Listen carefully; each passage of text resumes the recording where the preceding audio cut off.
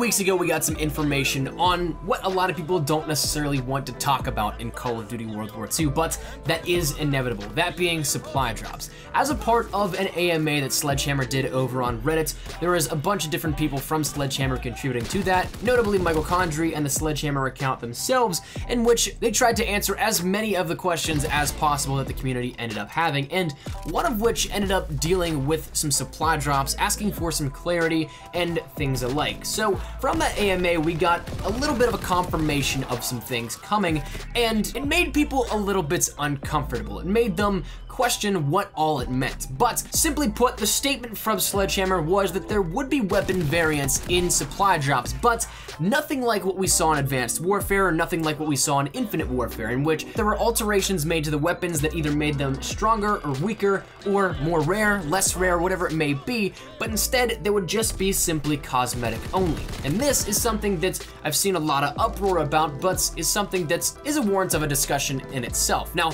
granted, I am way late to the party on the ranged weapon topic, but I wanted to talk to you primarily about some melee weapons, because this was something that I was looking through some of the World War II footage, trying to gather some statistical data for some of the weapon showcases that you've been seeing here up on the channel, and I came across some footage that I had in the firing range of the melee shovel weapon, and this combined with that notion of supply drop weapons got me thinking. I think that this year we're going to see the most melee weapons that we've seen out of any Call of Duty to date. Granted, we only ended up starting seeing melee weapons and reskins of the melee weapons in Black Ops 3, and we got a decent amount of them, but I think that we might end up getting as many, if not more, in supply drops this year, and there's a couple of reasons why. Firstly, supply drops once again aren't going anywhere. Sadly, that's the truth, and it's something that's just the way the gaming industry itself is going.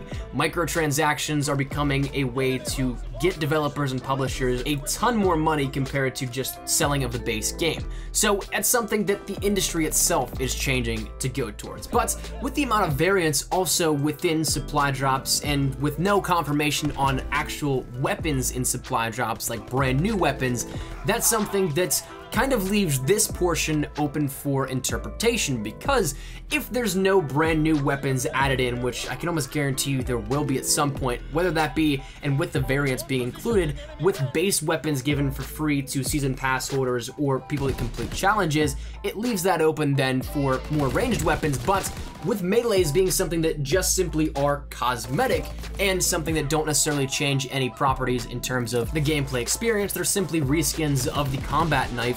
This is something that can be a gold mine in and of itself. Now granted, I don't necessarily want more weapons, but I just feel like this is the way that it's going. With Activision and other publishers actively taking note of how well supply drops sell, both in-game currency-wise and COD point-wise, this is something that they no doubt know that they can capitalize on, and as such, with this being reskins, not as many people more than likely will end up crying that it's paid to win or anything like that, and so therefore not as much negative attention would be put into that, at least from an up-top managerial standpoint, looking down on this, theorizing what it could look like in the community feedback. Now obviously, once again, I've never been a fan of that paywall, or even with if it's just in-game currency, having something locked behind it, but once again, if you take a look at the complaints compared to melee weapons and then take it to ranged weapons in Black Ops 3, that's something that you almost never see too much talked down upon with melee weapons, simply because nobody really cares, or I guess in a sense I shouldn't say that, but that they would love to get some brand new items in the games, but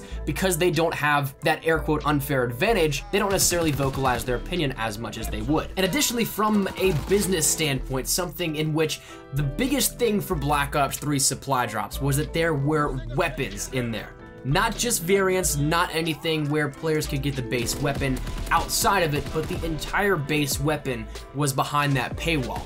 That's something that generated a ton of revenue. And that's something that, as a publisher, as a business, that's their main focus, the profits. And as shady as it may seem to some people, that's really where the priority lies for them, is the making money aspect. So while it does suck for us, the players, yes, where these variants will come into play, that will, if especially players get the base weapons for free from the season pass or completing different challenges in World War II, those cosmetic variants will no doubt bring those sales down on supply drops as compared to what they were with Black Ops 3. So what also makes me believe that there will be the most melee weapons we've ever seen or cosmetic reskins of the combat knife in supply drops is once again that counterbalance in which they try to compensate for, once again, maybe sales lost because base weapons aren't in there. People don't necessarily care as much for a variant, whereas it may be an actual awesome throwback weapon like the KVK 99M. That's something that basic economics there and supply and demand would take its case into its own hands. And now, once again, as much as it sucks, I just feel like that's the way that it's going.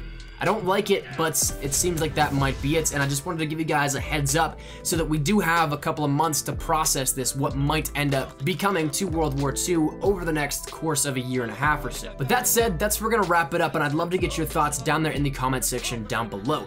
Do you guys see my thought process and my ideology here with this? And if so, what do you think? Do you feel like it's going to be that way, and do you think that it ultimately sucks that it's come to this, or do you not necessarily care all that much? Do you think it's a complete loony bin of an idea and ideology, whatever it may be? Feel free to let me know down in the comment section down below. I want to get a discussion going here on this because I know, once again, it is a polarizing topic within Call of Duty, and it's something that I feel is upcoming and we need to embrace if it is in fact coming, whereas we just can't necessarily get our hopes up and then disappoint ourselves later on by thinking something else. So I'd much rather have the disappointment now and be thoroughly surprised and happy about it once the launch happens, but as compared to getting my hopes up super high and then end up having them crumble once the launch of World War II happens. Let me know your thoughts down in the comments though. Let me know what you think. If you guys enjoyed the video, make sure you drop a like down below. And of course, if you guys are new to the channel, make sure you guys subscribe to stay up to date with everything we have here regarding World War II, both multiplayer and zombies. Black Ops 3, both multiplayer and zombies there as well. Modern Warfare Remastered, Infinite Warfare, all that good stuff. We got you covered here up on the channel. And finally, if you guys want to follow me over on Twitter, that is the best place to get connected outside of YouTube. I practically live on Twitter. So if you guys want to check out a conversation, ask me a question, whatever it may be, link is down there in the description below.